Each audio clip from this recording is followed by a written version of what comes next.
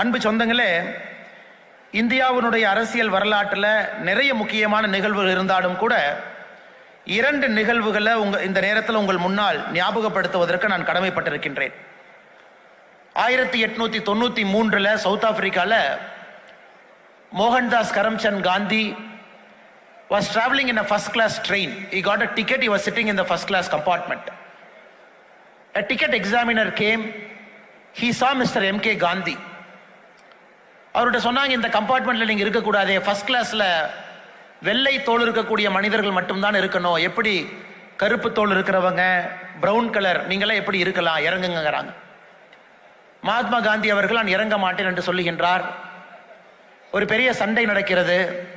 ஏன்னா முறைப்படி நான் டிக்கெட் எடுத்திருக்கேன், அதன் பிறகுதான் அந்த ட்ரெயினில் ஏறி இருக்கேன், ஃபர்ஸ்ட் கிளாஸ் டிக்கெட்டுக்கு பணம் கொடுத்துருக்கேன் அப்படின்னு. 7 ஜூன் 1893 நம்ம தமிழகத்தில் ஊட்டி இருப்பது போல சவுத் ஆப்பிரிக்காவில் சென்ட் பீட்டர் மேரிட்ஸ்பர்க் அப்படிங்கிற ஒரு ஹில் ஸ்டேஷன். அந்த ட்ரெயின் அந்த ஹில் ஸ்டேஷன் பக்கம் போகும் பொழுது அந்த டிக்கெட் எக்ஸாமினர் மோகன்தாஸ் கரம்சந்த் காந்தி அவர்களை அந்த புகை வண்டியை நிறுத்தி ஃபர்ஸ்ட் கிளாஸ் கம்பார்ட்மெண்ட்லேருந்து கீழே இறக்கி விட்டுறார். இறக்கி விடப்படுகின்றார் என்று சொல்வதை விட தூக்கி வீசப்படுகின்றார். அவர் கூட வந்த பெட்டி லக்கேஜ் எல்லாத்தையுமே வீசுறாங்க. அன்னைக்கு மோகன்தாஸ் கரம்சந்த் காந்தி அவர்களுக்கு 2 பாதை மட்டும்தான் வாழ்க்கை முன்பு இருந்தது. கடும் குளிர்ல பீட்டர் மேரிட்ஸ்பர்க் ஸ்டேஷன்ல கடும் குளிர்ல மகாத்மா காந்தி அவர்கள் நைட் உட்கார்ந்து இருக்கிறாங்க. அதுவரை திரு மோகன்தாஸ் கரம்சந்த் காந்தி அவர்களை பொறுத்தவரை தனக்காக வேலை பார்த்தாங்க. லண்டன் போய் பார் எக்ஸாம் பாஸ் பண்ணாங்க. சவுத் ஆப்பிரிக்காவில் ஒரு வெல்தி குஜராத்தி மெர்ச்சன்ட் வந்து வேலை பாருங்க, நிறைய பணம் கிடைக்கும் என்பதற்காக மறுபடியும் இந்தியா வந்துட்டு சவுத் ஆப்பிரிக்கா போறாங்க. அந்த இரவு மோகன்தாஸ் கரம்சந்த் காந்தி அவர்களை மாற்றியது. நம்மை அவமானப்படுத்திய இந்த ஆங்கிலேயர்கள் சார்ந்திருக்கக்கூடிய சவுத் ஆப்பிரிக்க அரச இவர்களோடு ஒன்றி போய் எதுவும் பேசாம அப்படியே போயிடலாமா, இல்லை எதிர்த்து போராடலாமா என்று யோசிக்கின்றார். அந்த 7 ஜூன் 1893 மோகன்தாஸ் கரம்சந்த் காந்தியாக இருக்கக்கூடிய மனிதர் அடுத்த நாள் காலையில் மக்களுக்காக போராட வேண்டும் என்ற அந்த ரயில்வே நிலையத்திலிருந்து வெளியே வரும் பொழுது மகாத்மா காந்தியாக மாறுகின்றார். தன்னை தாண்டி ஒரு சமுதாயத்திற்கு பாடுபட வேண்டும் என்று நினைத்த மகாத்மா காந்தி அந்த நாள் சவுத் ஆப்பிரிக்காவை மட்டும் மாற்றவில்லை, இந்தியாவுடைய சுதந்திர போராட்ட களத்தை மாற்றியது. அதன் பிறகு கிட்டத்தட்ட 54 ஆண்டுகள் கழித்து இந்தியாவிற்கு நமக்கு சுதந்திரம் கிடைத்தது 1947 15 ஆகஸ்ட். எதற்கு இதை சொல்லுகின்றேன் என்றால், ஒரு சுதந்திர போராட்ட வீரனுடைய வாழ்க்கையிலும் கூட ஒரு முக்கிய புள்ளி இருக்கும். அதே போல்தான் இந்த வந்தே மாதரம் என்கின்ற அற்புதமான பாடலை இயற்றிய பங்கிம் சந்திர சட்டோபயா சாட்டர்ஜி என்று சொல்லுகின்றோம். பங்கிம் சந்திர சட்டோபயா, பங்கிம் சந்திர சாட்டர்ஜி அவர்களுக்கும் அதே போல ஒரு நாள் December 15 1873, December 15 1873, Banking Chandra Chatterjee was a deputy collector serving the British in West Bengal in a place called Berhampur. அந்த காலத்தில் இந்த பெரிய பெரிய மனிதர்களை இந்த பல்லக்கில் தூக்கிட்டு போவாங்க. அதே போல பங்கிம் சந்திர சாட்டர்ஜி அவர்களையும் கூட டிசம்பர் 15 1873 பல்லக்கில் சாயந்தரம் அவருடைய வேலையை முடித்து தூக்கிட்டு போறாங்க. ஒரு கிரவுண்ட்ல கிரிக்கெட் விளையாண்டுருக்காங்க ஆங்கிலேயர்கள். ஏன்னா நீங்க நல்லா புரிஞ்சுக்கணும், ஐ திங்க் நமக்கு எல்லாம் அந்த பாடல் தெரியும், அந்த பாடலை பாடுறோம். வந்தே மாதரம் என்கின்ற வார்த்தை நமக்கு ஒரு பெரிய உணர்வை ஏற்படுத்துகிறது. எப்படி எழுதப்பட்டது என்பதை நாம் தெரிந்து கொள்ள வேண்டும். ஒரு பெரிய கிரவுண்ட்ல வெள்ளக்காரங்களா கிரிக்கெட் விளையாண்டுருக்காங்க. லெட் பை கர்னல் டஃபின், அவர் தலைமையில கிரிக்கெட் மேட்ச் நடக்குது. இந்த பல்லாக்கு தூக்கிட்டு போறவங்க என்ன நினைக்கிறாங்க, இந்த கிரவுண்டை சுத்தி போனா நேரமாகும், அதான் கிரவுண்ட்ல யாரும் விளையாடலையே, எல்லாம் பிளேயர்ஸ் எல்லாம் சைட்ல தான் இருக்கிறாங்க, அப்படியே அந்த கிரவுண்டை கிராஸ் பண்ணி போலாம் அப்படின்ட்டு அந்த பல்லக்கை தூக்கி கொண்டு வருபவர்கள் அந்த கிரவுண்டை கிராஸ் பண்றாங்க. அப்ப இந்த கர்னல் டஃபின் என்ன பண்றாரு, அந்த பல்லக்கை நிறுத்த சொல்றாரு. பல்லக்கில் யார் இருக்கீங்க, வெளியே வாங்கன்னு கேட்கிறாரு. பல்லக்கில் இருக்கக்கூடிய பங்கிம் சந்திர சாட்டர்ஜி வெளியே வர்றாங்க. அந்த கர்னல் டஃபின் பங்கிம் சந்திர சாட்டர்ஜியை தகாத வார்த்தையில் இன்சல்ட் பண்ணி அவருடைய கன்னத்தில் அரைந்து நெஞ்சில குத்தி அவரை தள்ளிவிட்டு பூட்ஸ் காலால் உதைத்து, எப்படி ஒரு இந்தியன் ஆங்கிலேயர்கள் இந்த கிரவுண்ட்ல கிரிக்கெட் விளையாடி கொண்டிருக்கும் பொழுது எப்படி அந்த கிரவுண்டை கிராஸ் பண்ணலாம் அப்படின்னு பிரச்சனை பண்றார். அதுவரை ஆங்கிலேயர்களுக்கு ஒரு டெபுட்டி கலெக்டராக பணியாற்றி கொண்டிருக்கக்கூடிய இந்த வந்தே மாதரம் பாடலை எழுதிய பங்கிம் சந்திர சாட்டர்ஜியோட இதயத்தில் அந்த நிகழ்வு உழுக்குகிறது. என்ன நம்மளை இப்படி பண்ணிட்டாங்க, நாம் இந்த அரசாங்கத்தில் உயர் அதிகாரியாக இருந்தும் கூட நம்மளை இப்படி அவமானப்படுத்துறாங்களேன். அந்த நிகழ்வை பல பேர் பார்க்குறாங்க. அடுத்த நாள் காலை டிசம்பர் 16, 1873 பங்கிம் சந்திர சாட்டர்ஜி கர்னல் டஃபின் மேல ஒரு சூட்டை ஃபைல் பண்றார். என்னை அவமானப்படுத்திட்டாங்க, என்னை அடிச்சாங்க, ஒரு கேஸ் ஃபைல் பண்ணுங்க. அப்ப ஐ விட்னஸ் கூப்பிடுறாங்க, கிரவுண்ட்ல இருக்கக்கூடிய பெரிய பெரிய ஐ விட்னஸ் கூப்பிடுறாங்க, எல்லாம் வாங்கன்னு. அந்த நிகழ்வை பார்த்த பிரின்சிபல் ராபர்ட் ஹேண்ட், நான் பார்த்தேன் ஆனா என்ன நடந்துச்சுன்னு தெரியலங்கிறார். அங்க ஒரு ஜட்ஜ் இருக்கிறாங்க, ஜட்ஜ் பென்பிரிட்ஜ், நான் பார்த்தேன் எனக்கு கண்ணு செய்ய தெரியாதனால யார் அடிச்சாங்கன்னு தெரியலங்கிறாங்க.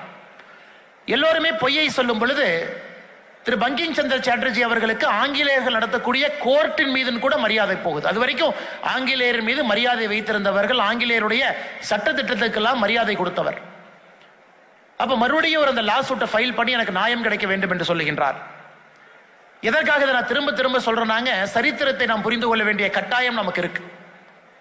அப்ப கோர்ட்ல இருக்கக்கூடிய ஆங்கிலேயர்கள் எல்லாம் பங்கிம் சந்திர சாட்டர்ஜி கிட்ட கேட்கிறாங்க, இல்ல இன்னைக்கு ப்ரூஃப் இல்லாத காரணத்தினால 1 மாத காலம் இதை தள்ளி வைக்கின்றோம். ஜனவரி 12, 1874 1 மாதம் கழிச்சு இந்த லா சூட்டை நடத்துறோம் அப்படின்னு மறுபடியும் கோர்ட்டுக்கு போறார். ஜனவரி 12, 1874 அன்னைக்கு கோர்ட்டுக்கு போகும் பொழுது பங்கிம் சந்திர சாட்டர்ஜி எல்லாம் கூப்பிடுறாங்க, கர்னல் டஃபின் உங்கள்கிட்ட மன்னிப்பு கேட்டா அந்த லா சூட்டை விட்டுருவீங்களா அப்படின்னு. பங்கிம் சந்திர சாட்டர்ஜியும் ஒப்புக்கொள்ளுகின்றார், என்னிடம் பொது மன்னிப்பு கேட்டால் நான் இந்த லா சூட்டை வாபஸ் வாங்கிக்கிறேன்.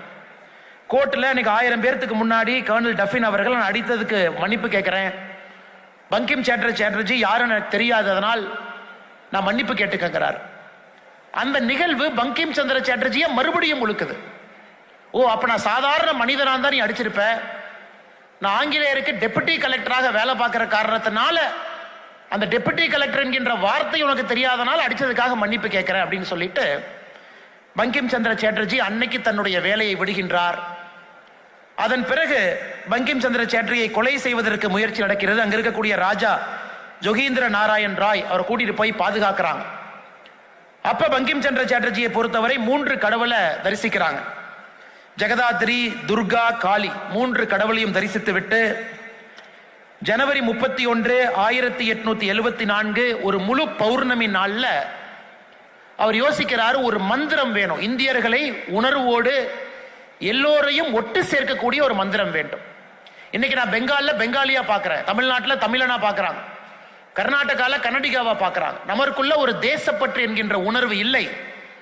பெரிய பெரிய பாடல் என்று சொல்வதை விட ஒரே ஒரு வார்த்தை வேண்டும், அந்த வார்த்தை இந்தியர்களை உணர்வோடு இணைக்க வேண்டும் என்று ஜனவரி 31, 1874 அந்த பௌர்ணமி தினத்துல அவர் உருவாக்கிய வார்த்தை தான் வந்தே மாதரம் என்கின்ற வார்த்தை. இந்த வந்தே மாதரம் என்கின்ற வார்த்தைக்கு பின்பு இப்படிப்பட்ட ஒரு சரித்திரம் இருக்கிறது. ஒரு தனி மனிதனுடைய அவமானம், ஆங்கிலேயர்களுடைய சட்ட திட்டத்தின் மீது அந்த தனி மனிதனுக்கு இருக்கக்கூடிய நம்பிக்கை எல்லாம் பொய்த்து போகிறது. ஜனவரி 31, 1874 வந்தே மாதரம் என்கின்ற வார்த்தை. அதன் பிறகு பங்கிம் சந்திர சாட்டர்ஜி அவர்கள் எழுதக்கூடிய பாடல். அந்த பாடல் இன்னைக்கு 150 ஆண்டுகளை நிறைவு செய்து SRM பல்கலைக்கழகத்தில் நாம் அதை கொண்டாடி இருக்கின்றோம். அது ஒரு சரித்திர நிகழ்வு.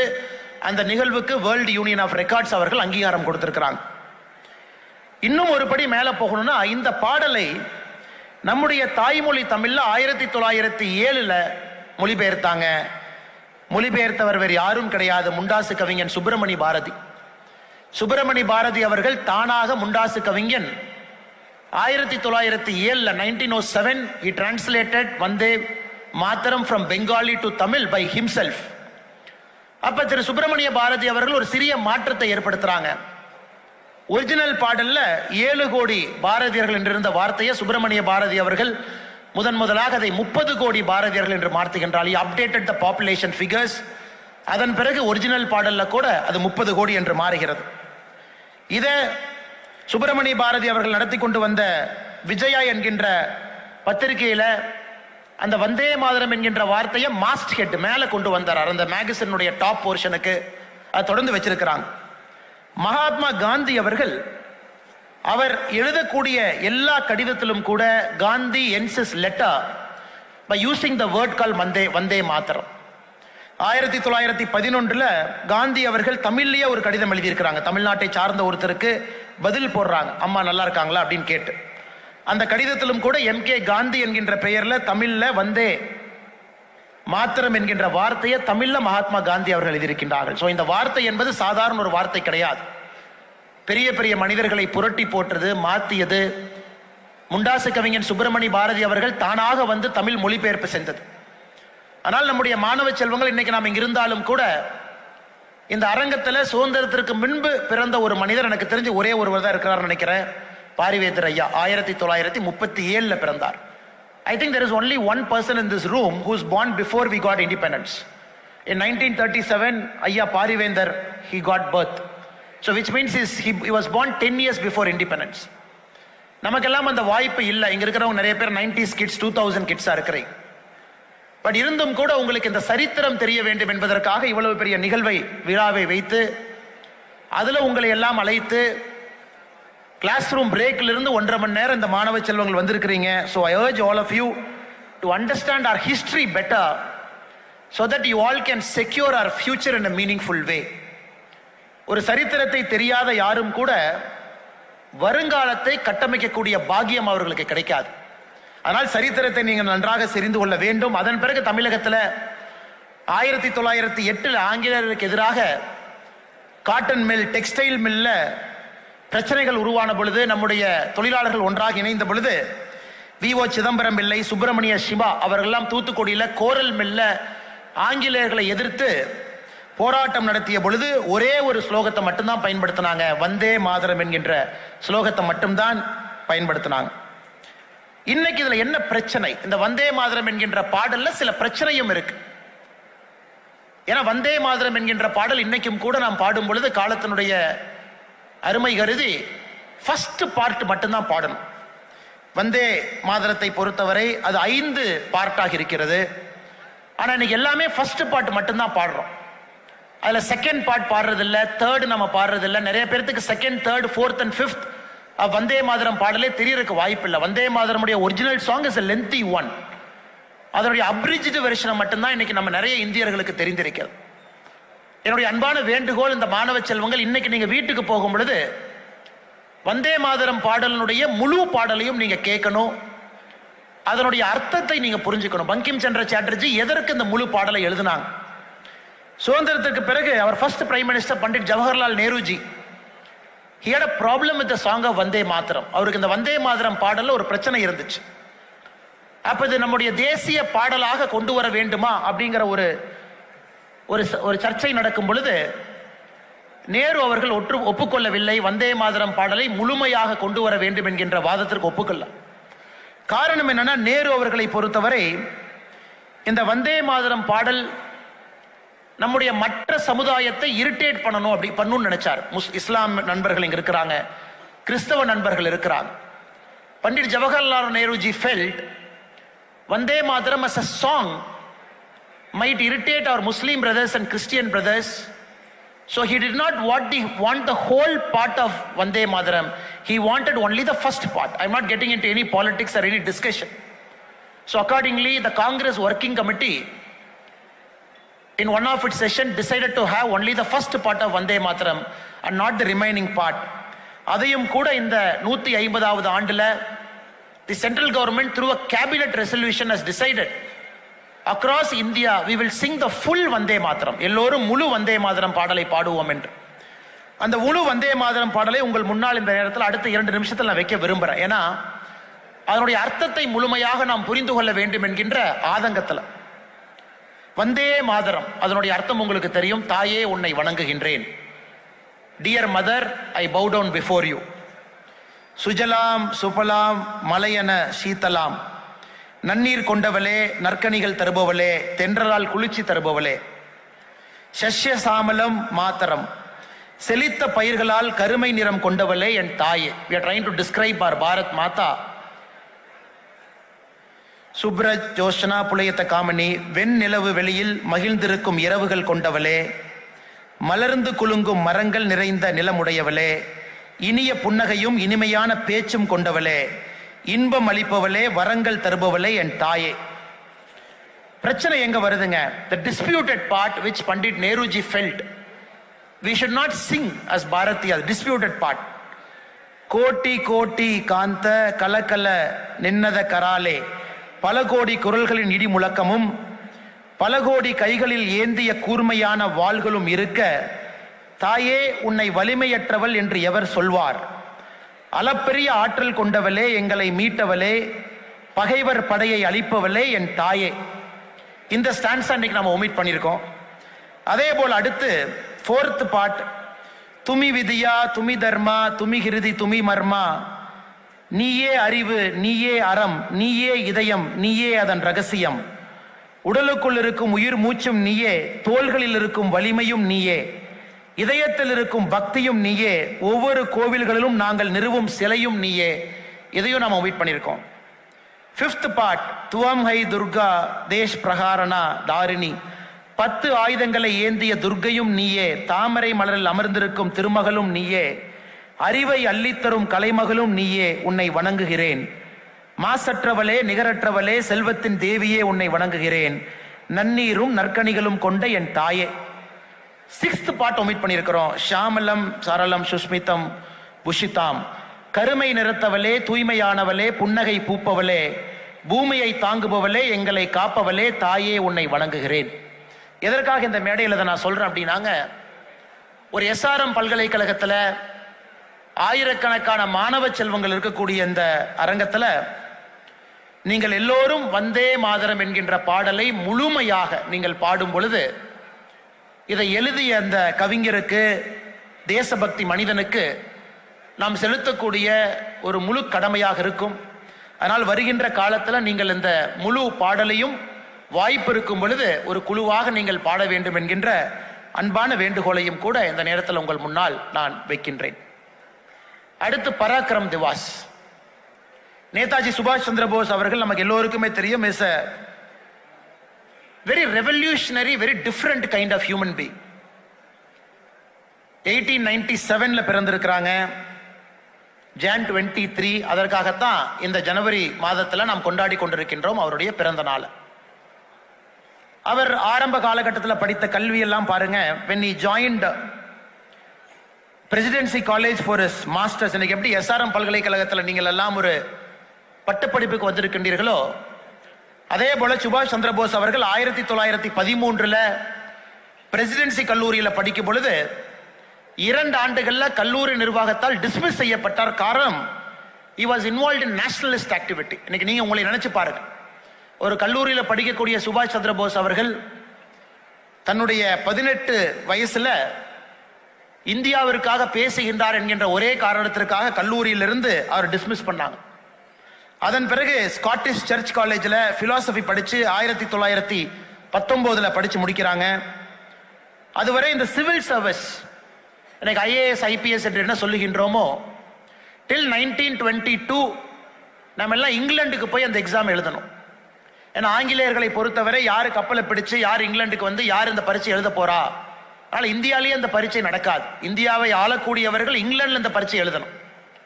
1922 வரைக்கும் அப்படிதான் exam was happening in England.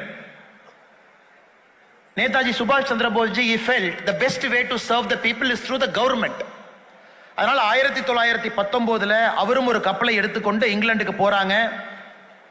இங்கிலாந்துல போய் ICS எக்ஸாம் எழுதுறாங்க. 1921 அந்த பேட்ச்ல இந்தியன் சிவில் சர்வீஸ் ஆபீசரா பாஸ் பண்றாங்க.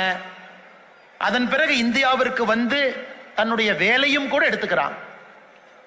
பட் நேதாஜி சுபாஷ் சந்திர போஸ் அவர்கள் வேலைக்கு வந்த பின்பு இதனால் நமக்கு எந்த லாபமும் கிடையாது, இதனால் நமக்கு சுதந்திரம் கிடைக்க போவது கிடையாது, இதனால் ஆங்கிலேயர்கள் இந்தியாவிலிருந்து வெளியேற போவது கிடையாது என்று தெரிந்து அந்த வேலையை விட்டுட்டு அரசியல் மூலமாக தன்னுடைய போராட்டத்தை ஆரம்பிக்கிறாங்க. Indian National Congress, multiple time ஜெயிலுக்கு போறாங்க. All India general secretary of Indian National Congress, mayor of Calcutta. அதன் பிறகு காங்கிரஸ் கட்சியினுடைய 2 முறை அகில இந்திய தலைவர் 1938, 1939. அவருக்கும் காங்கிரஸ் கட்சியில் இருக்கக்கூடிய தலைவர்களுக்கும் ஏற்பட்ட கருத்து வேறுபாடுகளால் வெளியே வந்து ஃபார்வர்ட் பிளாக் கட்சி 1939 அவர் அரெஸ்ட் பண்ணி வெள்ளக்காரங்க வீட்டு சிறையில் வைக்கும் பொழுது 1941 வீட்டு சிறையிலிருந்து எஸ்கேப் ஆகி காபூல் மூலமாக நாசி ஜெர்மனிக்கு போறாங்க. அதன் பிறகு ஃப்ரீ இந்தியா சென்டர் அதை துவங்குறாங்க. ஜப்பானுக்கு போறாங்க. அதன் பிறகு இந்தியாவினுடைய சுதந்திர அரசை உருவாக்குறாங்க. 1943 October 21, even before we got independence from the British, Netaji Subhash Chandra Bose ji formed a government for our country outside our country in Singapore. Azad Hind government என்கின்ற அரசாங்கத்தை உருவாக்குறாங்க இந்திய நாட்டு மக்களுக்காக. அதன் பிறகு 1943 45 வரை Indian national army Manipur, Nagaland, Japanese போர்ஸோடு சேர்ந்து சண்டை போடுறாங்க. இதையெல்லாம் இந்த நாளில் நாம் ஞாபகப்படுத்திக் கொள்ள வேண்டும். பராக்கிரம திவஸ் அவருடைய பிறந்த நாளை கொண்டாடும் பொழுது நாம் ஒருவரும் கூட நேதாஜி சுபாஷ் சந்திர போஸ் அவர்கள் எதற்காக நம்மோடு இருந்தார்கள், எப்படிப்பட்ட மனிதர் என்பதை நாம் தெரிந்து கொண்டு அவருடைய வாழ்க்கையில் எப்படி அவங்க வாழ்ந்தாங்களோ அதே போன்ற ஸ்பிரிட்டோடு நாம் வாழ வேண்டிய கட்டாயமும் அவசியமும் இன்றைய காலத்தில் இருக்கக்கூடிய இளைஞர்களுக்கு இருக்கு. அதையும் நீங்கள் பின்பற்ற வேண்டும் என்கின்ற அன்பான வேண்டுகோளை வைக்கின்றேன். அடுத்து மூன்றாவது நிகழ்வாக, முப்பெரும் விழாவாக ஒரு அற்புதமான நிகழ்வு. மேடையில் சற்று நேரத்திற்கு முன்பு ஐயா பாரிவேந்தர் அவர்கள் இதை துவங்கி இருக்கின்றார்கள்.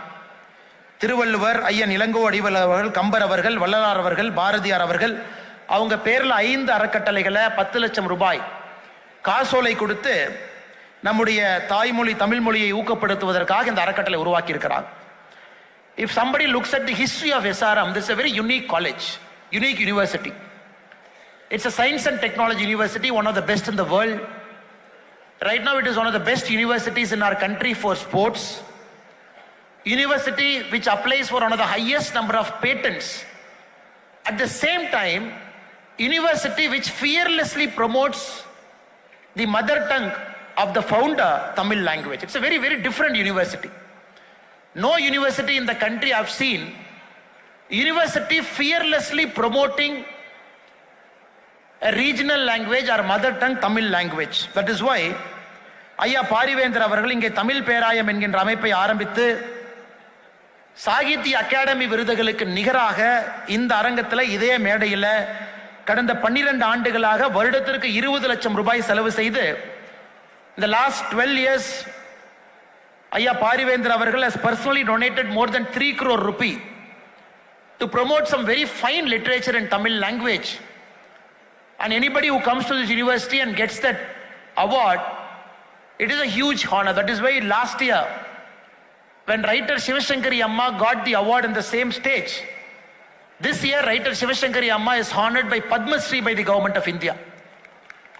And this year one more Padma Shri honoree who was your former pro vice chancellor, and he is also Professor Ramasamy, a Padma Shri honoree. In the Sonipat campus of SRM last year, SRM honored with a doctorate Dr. S.K. Mailanandan Ayya, and this year is awarded Padma Vibhushan by the government of India. So இந்த மேடைக்கு ஐயா சொன்னது போல ஏதோ ஒரு சிறப்பு இருக்கிறது. அவர்களுக்கு பின்னால் வரக்கூடிய பெரிய பெரிய விருதுகளுக்கு முன்பு இந்த எஸ்ஆர்எம் பல்கலைக்கழகத்தினுடைய இந்த மேடையில் அவர்களை அழகுபடுத்தி அலங்காரப்படுத்தி ஐயா அனுப்பி வைக்கிறாங்க. எஸ்ஆர்எம் பல்கலைக்கழகம் அனுப்பி வைக்கிறது. அதன் பிறகு இந்தியாவுடைய பெரிய பெரிய விருதுகள் எல்லாம் அவங்களுக்கு கிடைக்குது. அது மட்டும் இல்லை, எஸ்ஆர்எம் பல்கலைக்கழகம் டாக்டர் பாரிவேந்தர் ஐயா வட அமெரிக்கா தமிழ் சங்கமான FeTNA, federation of Tamil associations of North America, அவர்களுக்கு 15 லட்சம் ரூபாய் அங்கே தமிழ் மொழியை அடுத்த கட்டம் எடுத்து செல்வதற்காக வழங்கியிருக்கின்றார்கள். To create a Tamil chair in the Harvard University, Dr. Parivendra Ayya has donated 16 lakh rupees to Harvard University. To promote Tamil and to create a Tamil chair in Jawaharlal Nehru University, Dr. Parivendra Ayya has donated 10 lakh rupees to Jawaharlal Nehru University. Now he has gone one step further. நம்முடைய பல்கலைக்கழகத்தில் இந்த அறக்கட்டையில் இங்கே 5 அறக்கட்டளைகளை தொடங்க வேண்டும் என்கின்ற உன்னத நோக்கத்தோடு இன்னைக்கு 10 லட்சம் ரூபாய் நிதியோடு ஐயன் திருவள்ளுவர், ஐயன் இளங்கோ அடிகள், கம்பர் அவர்கள், வள்ளலார் அவர்கள், பாரதியார் அவர்களுடைய பெயரில் இதை தொடங்கி இருக்கின்றார்கள். I only wish and pray all the students of this wonderful college, you will utilize all the facilities that is offered to you in a big way. There is patriotic spirit, we are celebrating Mother India. There is regional spirit where we are celebrating our regional language, mother tongue, Tamil Thai. And also we are honoring all the icons. No university a student might get this kind of an exposure. It is a unidimensional, one-dimensional flow where we all come, study, be a part of some club, get a degree and leave. But SRM University goes one step further to instill patriotic spirit, national fervor, pride of your mother tongue. You might come from different parts of our country. If Parivendra Iyer is promoting Tamil because that is his mother tongue, at the same time he is telling you, please take pride in your mother tongue. Any student who is not a speaker of Tamil here, be it Bengali, be it Kannada, be it Telugu, the message that Iyer is giving to us is, stick on to our mother tongue, praise it, cultivate it, speak in that language, promote it so that it will stand the test of time. அதனால் இந்த அரங்கத்தில் இருக்கக்கூடிய மாணவர்கள் சார்பாக ஐயா பாரிவேந்தர் அவர்களுக்கு இந்த நேரத்தில் என்னுடைய நெஞ்சார்ந்த நன்றிகளை வாழ்த்துக்களை தெரிவித்துக் கொள்கின்றேன். Is a former parliamentarian, a person who runs multiple businesses, a person who has created an iconic institution, a person who fearlessly promotes sports. Because when we see the newspaper, we see in every single Indian team in any discipline, we see at least 2 students of SRM in Indian team, be it swimming, be it hockey, be it kabaddi, be it volleyball, fearlessly promoting sports. A person wearing multiple hats, இத்தனை multiple ஹேட்டை wear பண்றாரா, நான் எல்லா இடத்திலும் கூட சாதனை செய்யணும், மாணவர்களை உற்சாகப்படுத்த வேண்டும் என்று நினைக்கின்றார்கள். அதனால் நிச்சயமாக அவருடைய வழித்தோன்றலாக இருக்கக்கூடிய அந்த பல்கலைக்கழகத்தில் படிக்கக்கூடிய பிள்ளைகள் நீங்கள் வருகின்ற காலத்தில் பெரிய மனிதர்களாக, பெரிய ஆளுமைகளாக, தேசபக்தியோடு, ஆன்மீக உணர்வோடு, பாரதத்தை காக்கக்கூடிய, தாய்மொழியை போற்றக்கூடிய மாணவர்களாக நீங்கள் வரும்பொழுது மட்டும்தான் அது ஐயா பாரிவேந்தர் அவர்களுக்கு நாம் செலுத்தக்கூடிய நன்றி கடனாக இருக்கும். That is the only way we can say thanks to Parivendra Iyer, by being a patriotic Indian who respects his or her mother tongue, a patriotic Indian who wants our nation to grow, a patriotic Indian who wants our country to take its rightful place in the committee of nations. When we do that, that is our best way of saying thank you to Ayya Parivendra Iyer here. So I take this opportunity to thank all of you, all the wonderful students. ஏன்னா நம்முடைய தமிழ் குழந்தைகள் தமிழில் பேசினாலும் கூட மொழி தெரியாமல் இருக்கக்கூடிய குழந்தைகளுக்கும் நாம் சொல்லுகின்ற விஷயத்தை புரிய வைக்க வேண்டும் என்பதற்காக ஆங்கிலத்தை கலந்து பேச வேண்டிய கட்டாயம் எனக்கு இன்று ஏற்பட்டிருக்கிறது.